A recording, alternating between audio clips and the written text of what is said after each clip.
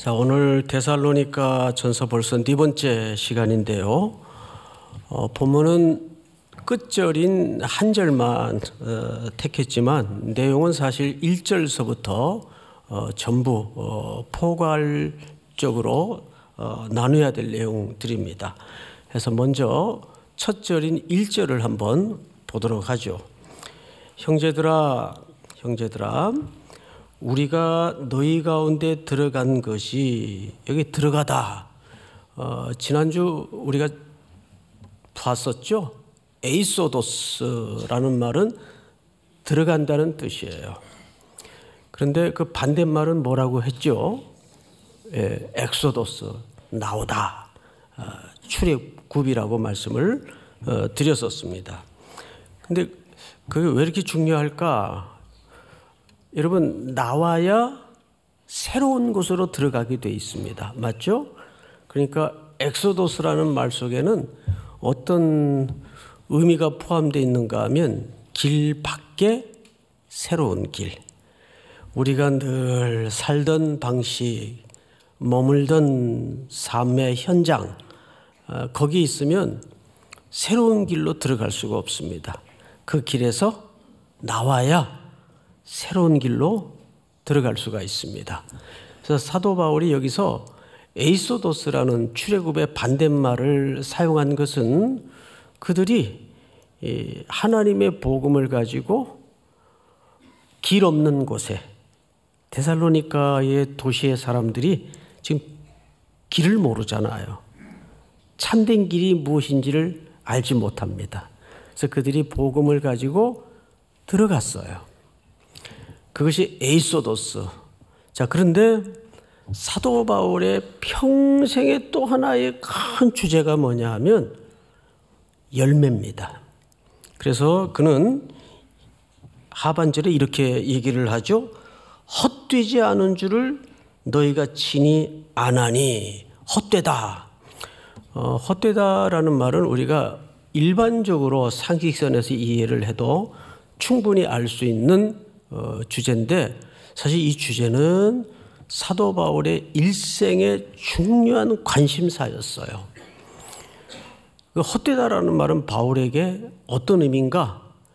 자기가 평생 고단한 선교의 목회의 여정을 통해서 복음을 뿌렸습니다. 그리고 반드시 그 현장을 확인하고 점검하고 또 오늘처럼 회상합니다. 그게 헛되지 않았다.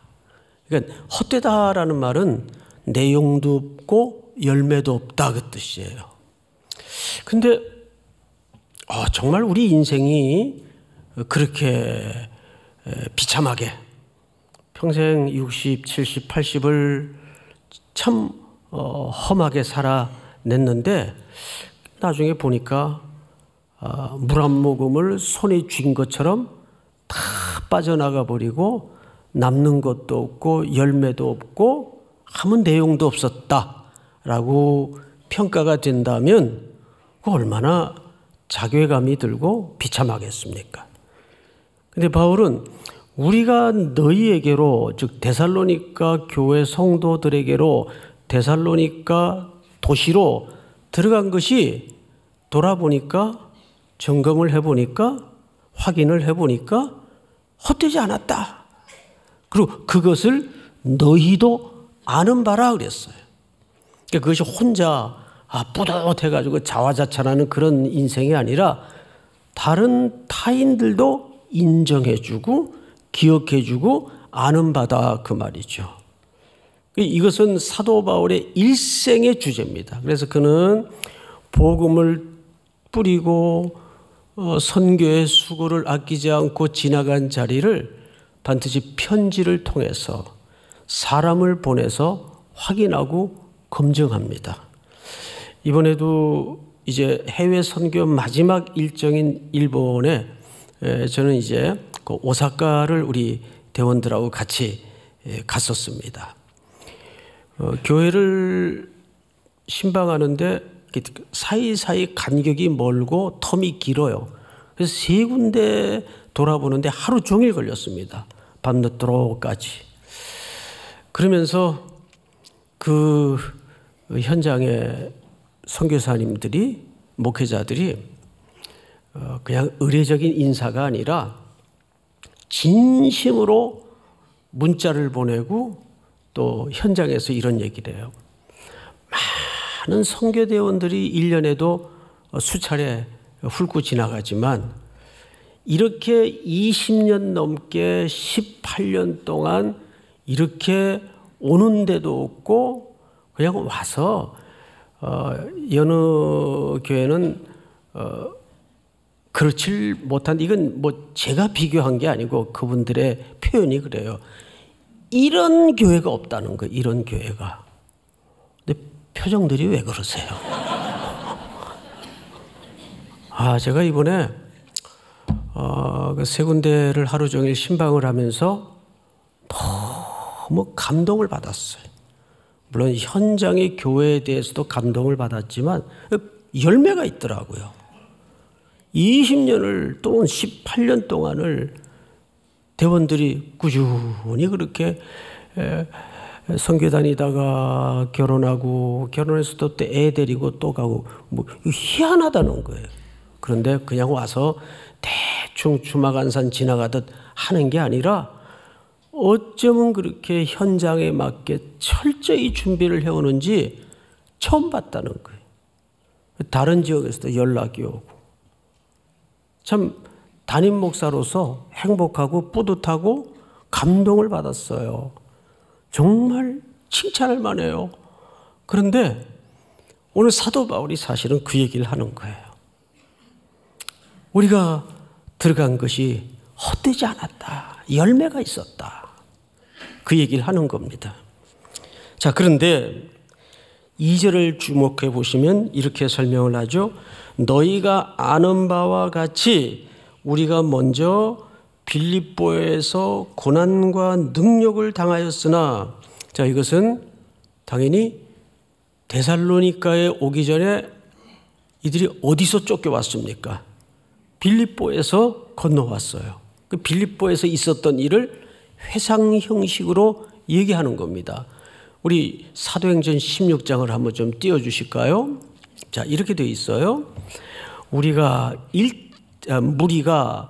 일제히 일어나 고발하니 상관들이 옷을 찢어 벗기고 매로 치라 하여 많이 친 후에 옥에 가두고 간수에게 명하여 든든히 지키라 하니, 우리 24절 한번 같이 읽읍시다. 시작. 그가 이러한 명령을 받아 그들을 깊은 옥에 가두고 그 발을 착고에 든든히 채웠더니, 이제 이 빌립보에서 겪었던 매질, 고난, 그리고 오늘 보니까 고난만이 아니라 능력이라고 되어 있어요. 능력. 이 고난과 능력은 조금 차이가 있습니다. 고난은 그냥 물리적인 고통을 단순히 표현했다면 능력은 이 심리적인 모멸감입니다. 예수님이 십자가를 향해 걸어가시면서 사람들에게 뺨을 맞아요. 조롱을 당해요. 만왕의 왕이 되시고 만주의 주가 되신 하나님의 아드님이신 그분이 능력을 당했다 그 말이에요. 그 능력은 그런 어떤 정서적인 충격, 모멸감. 바울은 어떤 능력을 당했을까요? 그는 당연히 로마 시민권자입니다.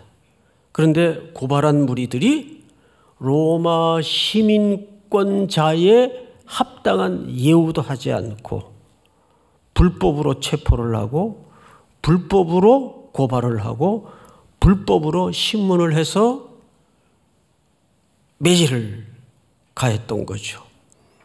사도 바울이 그 얘기를 하는 겁니다. 내가 데살로니가에 들어간 것이 헛되지 않다. 그런데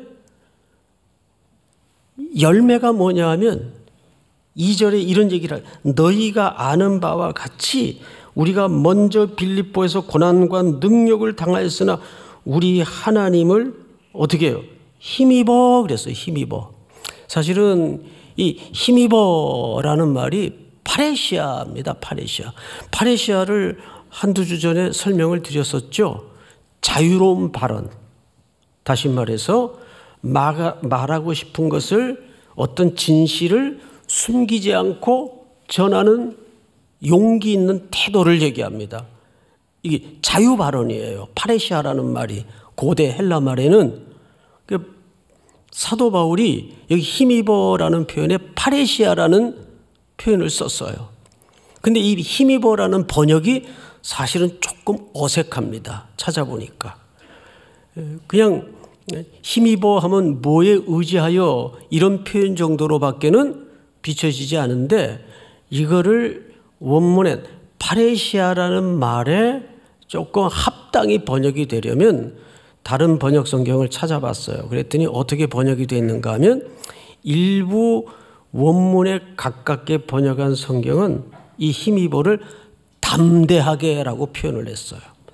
그 표현이 사실은 원래 헬라 말에 가장 적합한 번역입니다. 담대하게. 그러면 독자들의 입장에서는 그 원문을 놓고 성경을 읽을 때, 바울은 이게 굉장히 그 깡이 센가?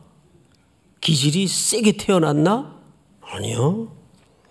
그의 선교의 일정을 종합적으로 검토해 보면 그도 참 치사한 행동을, 치사해 보이는 행동을 할 때가 많았어요.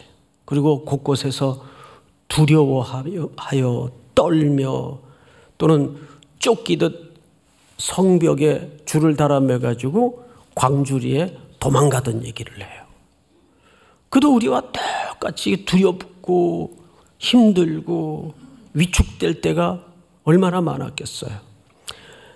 용기라는 것은 그럼에도 불구하고 담대했다 그 말이에요. 그러면 이게 인간적인 어떤 의지력이나 인간적인 정서를 얘기하는 게 아닙니다. 그 앞에 중요한 얘기가 있는데 오늘의 첫 번째 주제입니다. 자, 2절을 제가 다시 읽어드릴게요. 너희가 아는 바와 같이 우리가 먼저 빌립보에서 고난과 능력을 당하였으나 우리 하나님을 힘입어. 그러면 그 용기와 그 담대함이 누구 때문에 온 거예요? 하나님이 동기예요. 믿습니까? 그래서 오늘 첫 번째 주제는 하나님 앞에 섭니다. 그리고 우리의 인생은 단순히 복음을 전하는 과정에서만 적용되는 게 아니에요. 이제 대원들 데리고 성도들 함께 선교 현지에 가보면 여러분 소상히 걱정되실까 봐 말씀을 안 드려서 그렇지, 우리도 알게 모르게 스쳐가는 위험들이 굉장히 많아요. 인도 같은 경우, 또 중동 선교, 이런 데는 아직도 기독교에 대해서 적대감이 가득한 곳이기 때문에 살벌한 이야기를 많이 들어요. 그러면 그 어린 청년들이 왜 겁이 안 나겠어요? 왜 두렵지 않겠어요?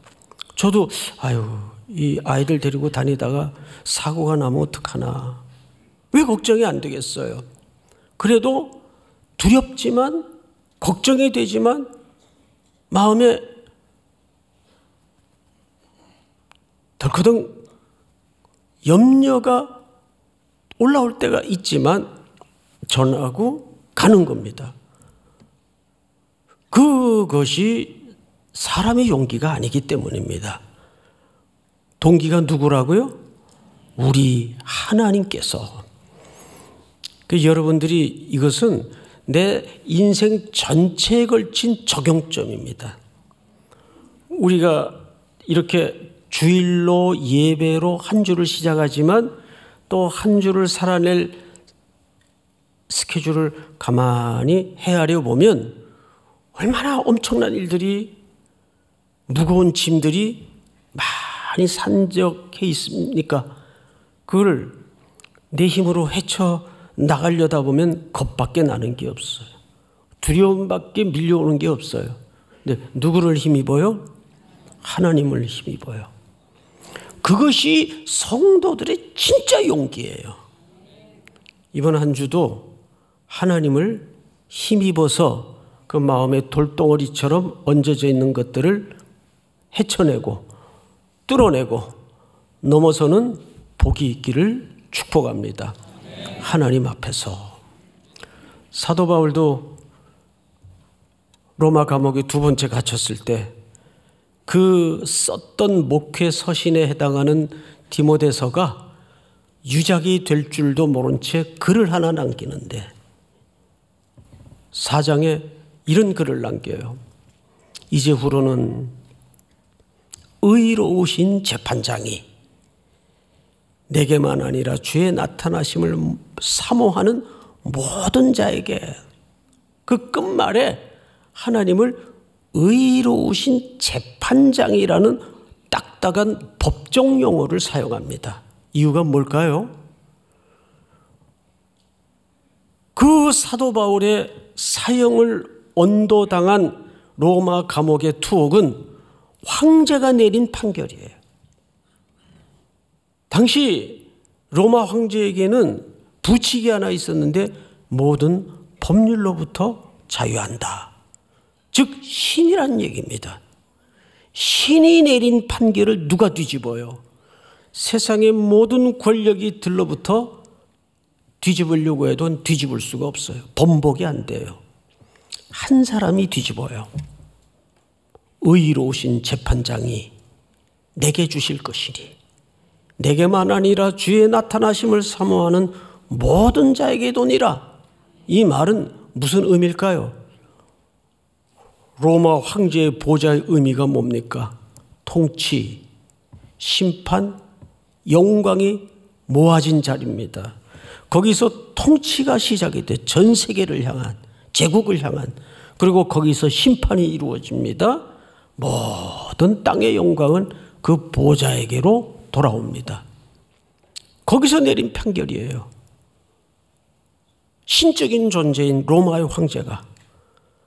그런데 바울이 그 판결을 뒤집습니다. 무슨 표현 하나로? 의로우신 재판장이. 우리가 일을 하다 보면 목회를 하든 일상에서 성도로 일상을 살아가든 제일 인간은 영적인 존재인지라 감내하기 어려운 내면의 고통이 뭐냐면 억울함입니다. 억울함. 그래서 죽기도 하잖아요. 너무 억울해서. 근데 바울이 그걸 다 뒤집어요. 이 세상의 권력의 총아인 로마 제국의 황제의 판결이 마지막 재판이 아니다. 마지막 판결이 아니다. 내게는 더 궁극적이고 더 마지막 판결인 진짜 판결이 남아있는데 의로우신 재판장이. 그러면 사도 바울의 전 생애의 삶의 기초점은 누구 앞에서입니까? 하나님 앞에서. 하나님 앞에서. 그 어느 학교에 그 큰 교훈이 코람되어 옵니다. 하나님 앞에서. 근데 여러분, 사도 바울도 그 얘기를 해요. 내가 사람을 기쁘게 하려고 살지 않았고 하나님을 기쁘게 하려고 살았다. 근데 하나님 앞에서라는 인식이 분명해지고 정확해지고 확신을 가지면 사실 우리에게 자연스럽게 따라오는 정서가 뭔지 아세요? 겁날 게 없어집니다. 담대해져요. 믿습니까? 그래서 우리가 이 신전 앞에서의 의식의 삶이 그렇게 중요한 겁니다. 이번 한 주뿐만 아니라 우리의 이 나그네 순례길이 하나님 앞에서 맞춰지는 그 순간까지 항상 우리는 하나님 앞에서 살아내는 용기를 갖기를 바랍니다. 여기 담대함이라는 말은 그런 의미예요. 자, 성경을 다시 보십시다. 우리 하나님을 힘입어 담대하다는 뜻이에요.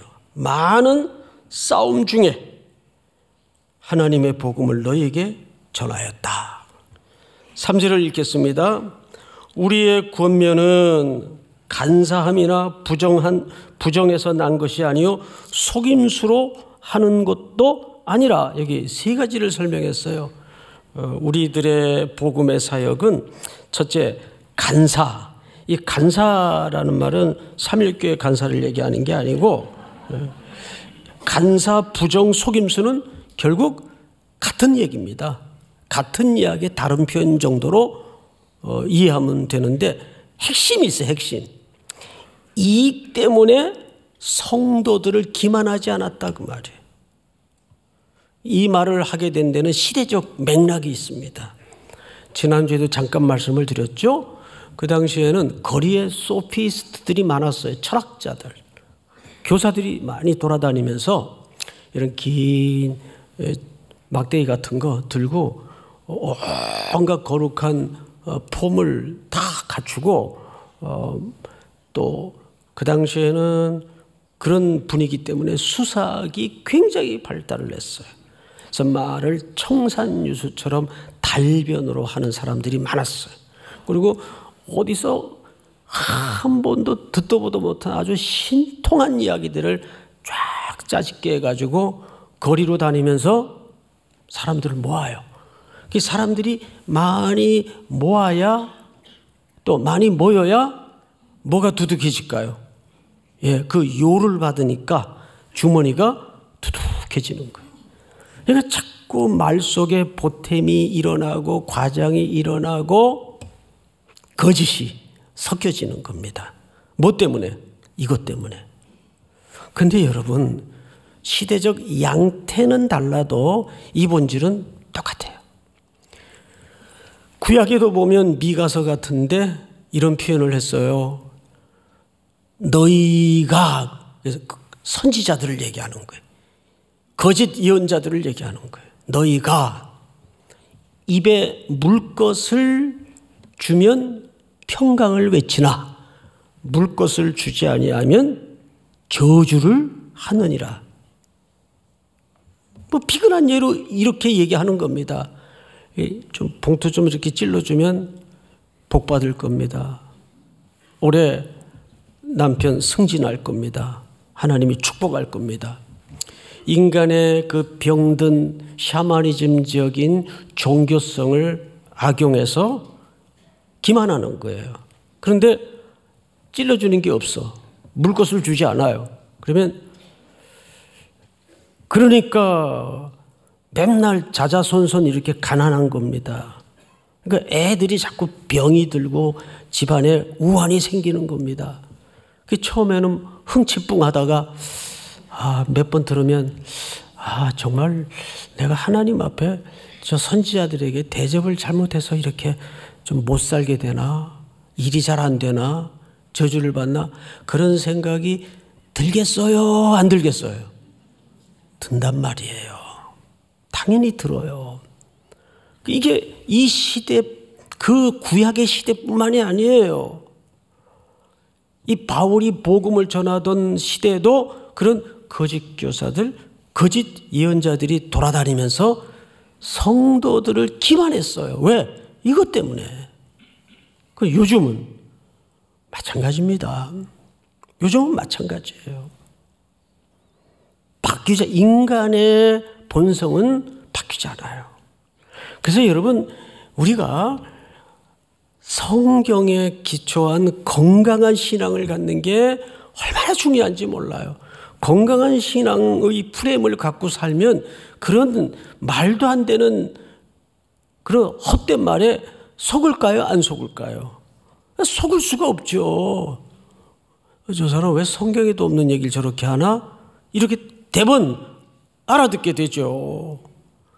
그런데 말씀에 기반도 없고 이 신앙을 자기들의 어떤 니즈를 채우기 위한 필요 수단으로만 이해를 하면 그런 말에 넘어가게 돼 있습니다. 바울이 그 얘기를 하는 거예요.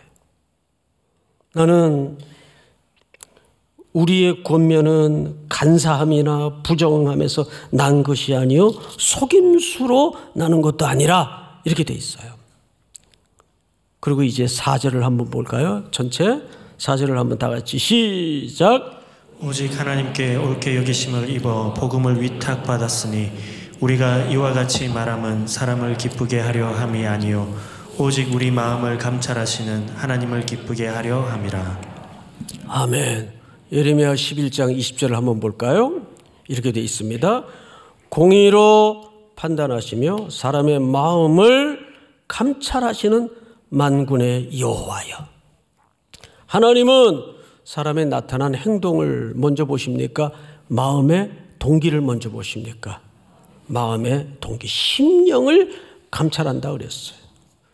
참, 이 하나님의 말씀의 본질은 비껴가는 적이 없는 것이 뭐냐 하면 동기가 잘못된 어떤 사역이나 동기가 잘못된 어떤 태도는 반드시 악의 줄거리가 나오게 돼 있어요. 들통이 나게 돼 있어요. 그래서 하나님은 뭘 보신다고요? 심령을 감찰하신다 그랬습니다. 계속 주제가 뭐예요? 하나님 앞에서입니다. 하나님 앞에서. 우리의 근거도 하나님 앞에서, 동기도 하나님 앞에서, 기초도 하나님 앞에서. 믿습니까? 이제 큰 주제로, 두 번째 주제로 넘어가는데 이제 5절부터입니다.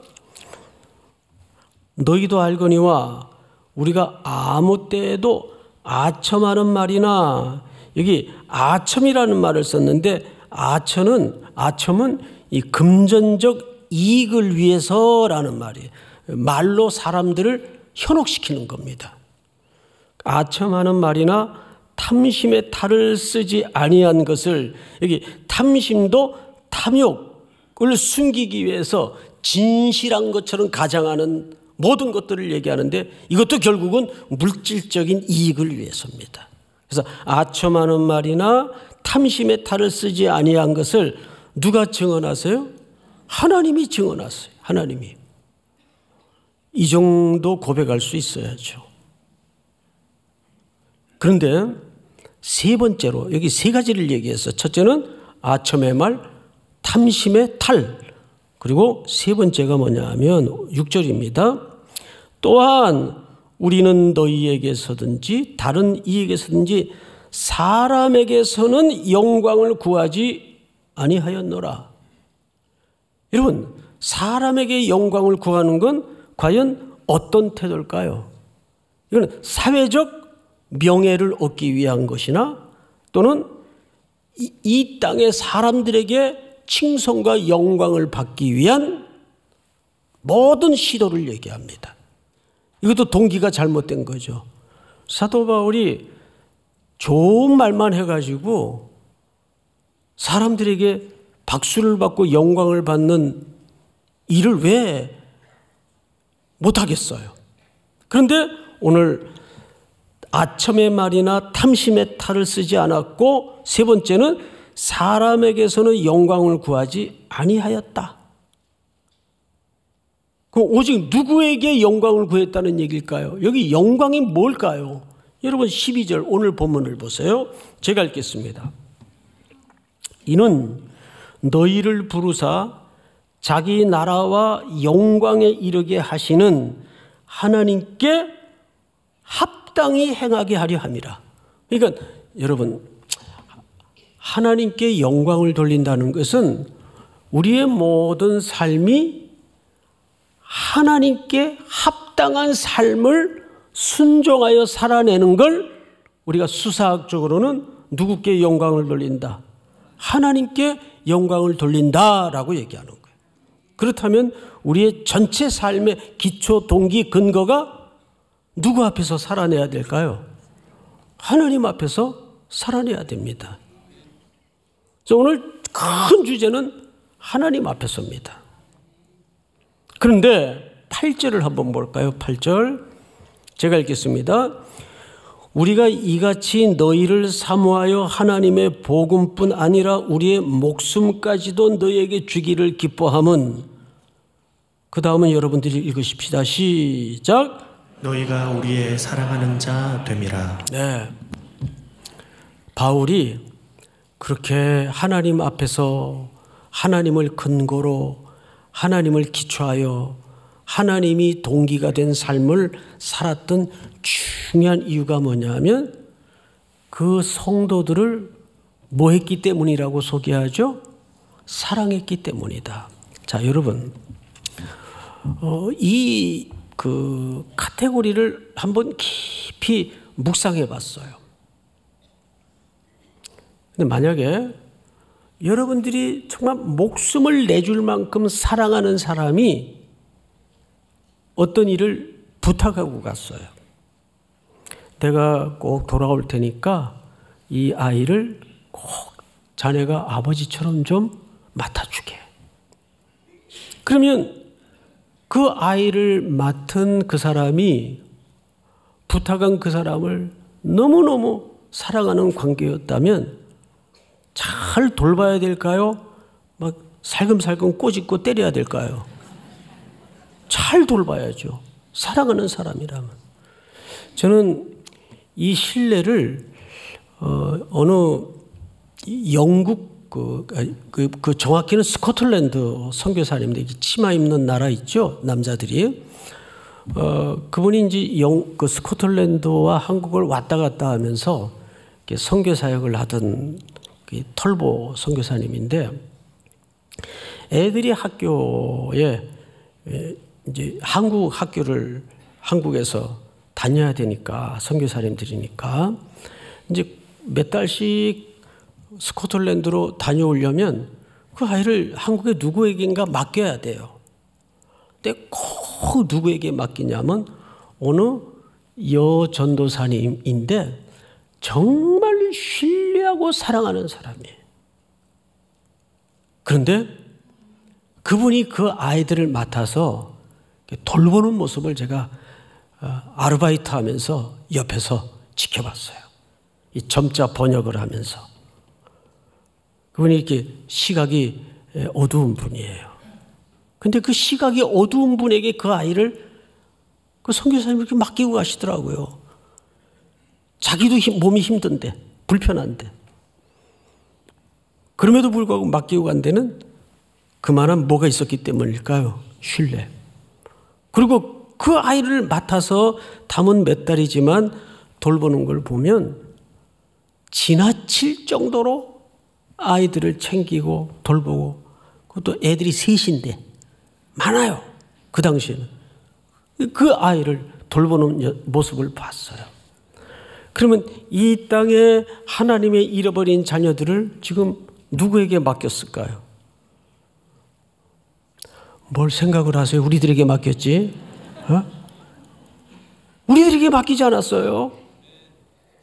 그러면 우리가 한가하고 이렇게 유랑하듯이 또 소풍 다니듯이 그렇게 살 수가 없잖아요. 어떻게든 땅끝까지라도 가서 내 아버지의 잃어버린 자녀들을 찾아내야 돼요. 그 소식을 전해야 돼요. 믿습니까? 그 동기가, 이 성도들을 사랑했다는 말은 워낙 사교성이 좋았다 그 얘기 이상의 어떤 범주가 있다고요. 누구를 사랑했기 때문에? 하나님을 사랑했기 때문에. 믿습니까? 그러니까 우리가 사는 삶의 모든 바운다리를 항상 하나님 앞에서 사랑의 동기가 되어서 그 삶을 살아내도록 하고자 하는 것이 하나님께 영광을 돌리는 삶입니다. 믿습니까? 또 한 주도 그런 삶이 계속해서 힘차게 이어지기를 주의 이름으로 축복합니다. 우리 찬송가 211장 다 일어나셔서 찬송하십시다.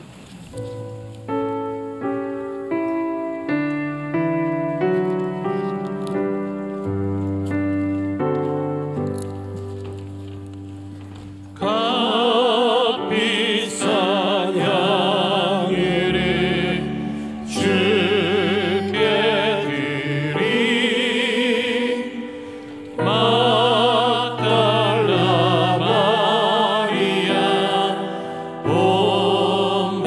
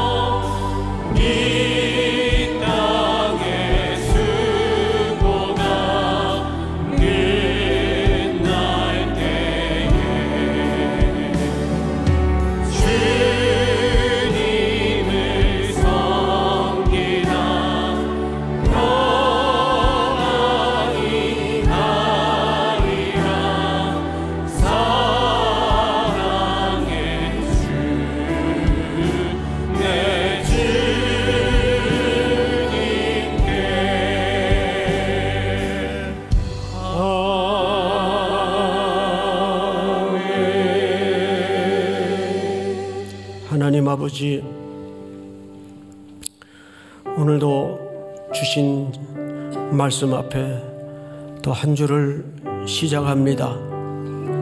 하나님이 살아가는 이유가 되게 하시고 동기가 되게 하시며 기초가 되게 하여 주시옵소서.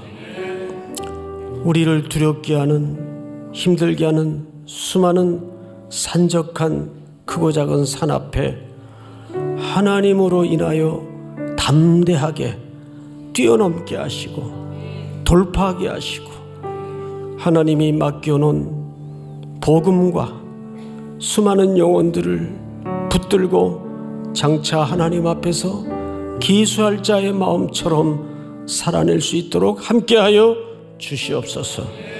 한 주 동안 우리 앞에 놓여진 건너야 될 강, 넘어야 될 크고 작은 산 앞에서 용기를 주시고 하나님이 우리와 사망의 음침한 골짜기 속에도 동행하심을 신뢰할 수 있도록 함께하여 주시옵소서. 지금은 우리 구주 예수 그리스도의 은혜와 아버지의 사랑과 성령님의 교통하심이 오늘 머리 숙여 경배하는 모든 3일의 성도들, 해외, 국내, 멀리 출타해 있는 가족들, 선교지의 우리 선교사님들과 대원들 머리 위에 복종의 생명까지 영원토록 함께 있을지어다. 아멘.